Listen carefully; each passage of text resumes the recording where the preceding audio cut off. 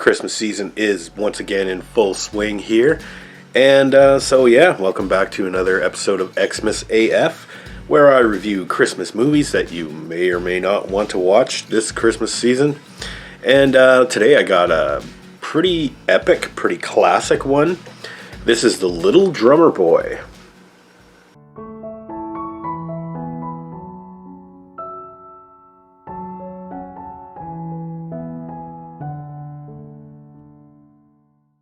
Yeah, The Little Drummer Boy. I mean, you all know this song, right? You've probably seen this before. The Little Drummer Boy, of course, is based on the traditional Christmas song, The Little Drummer Boy. And this one comes from the Rankin Bass studios, who, of course, brought you other Christmas songs adapted into Christmas television specials, such as Rudolph the Red-Nosed Reindeer, Santa Claus is Coming to Town, Frosty the Snowman. They love just mining those Christmas songs for material, and this one is no different. This one was made in 1968. Of course, was broadcast on television as a half-hour special. And this is one of the few Rankin Bass productions that doesn't have anything to do with like Santa Claus or snowmen or elves or any of that like more commercial side of Christmas. No, this is like a traditional, it's kind of about Jesus, I guess. Well, really, I guess it has about as much to do with Jesus as like Monty Python's Life of Brian. Very different from that, though. Now, the Little Drummer Boy, of course, you know the song, right? He's a little drummer boy, and he is present at the birth of Jesus in Bethlehem. Surprisingly, this one, even though it has that setting and has those characters, it's not very religious, per se. I mean, I guess it kind of is, but they never once say the name Jesus. They never say Mary or Joseph, or, I mean, you know, there's some, like, biblical names that you would recognize in here. For example, like City of Jerusalem or Bethlehem. I mentioned King Solomon at one point. So what it is, it's about the Little Drummer Boy, and they give him a backstory, and they give him a name here, and sort of tragic backstory, I guess. His name is Aaron, and he's a poor little drummer boy, son of a shepherd or something like that. And as a child, he was given this drum, and he was so happy with his drum, and he plays his drum like all the time, and he plays it so well that he can make the animals dance along with his drumming.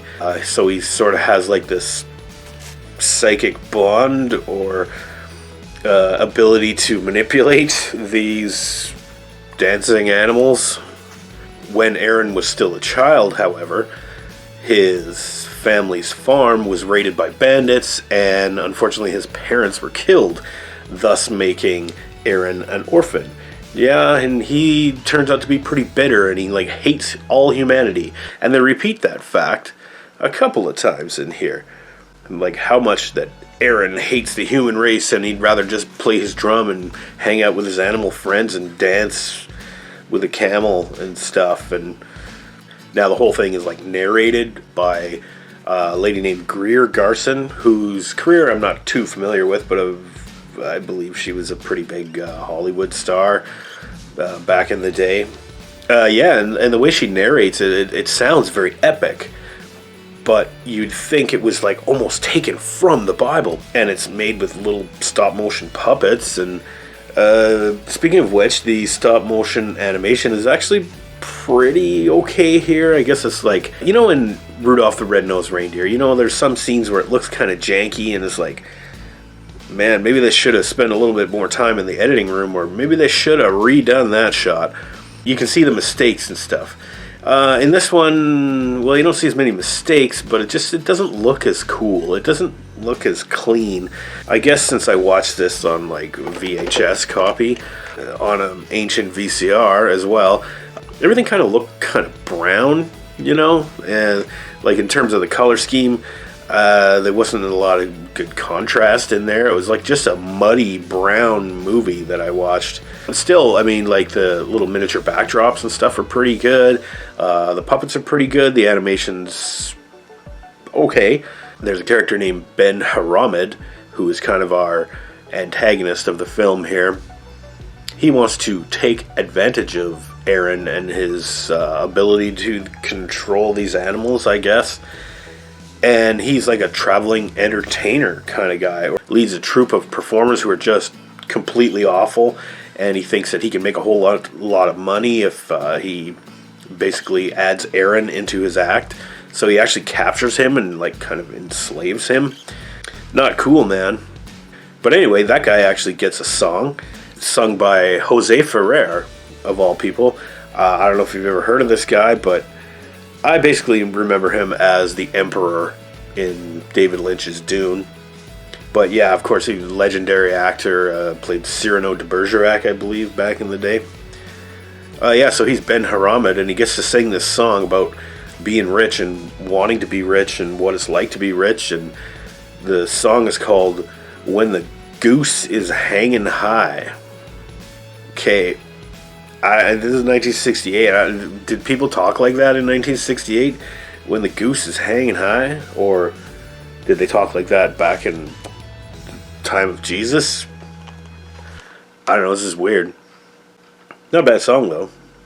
It's the kind of the tragic backstory and the misadventures of Aaron, the drummer boy, leading up to the birth of Jesus. And he visits the baby just after the baby's born.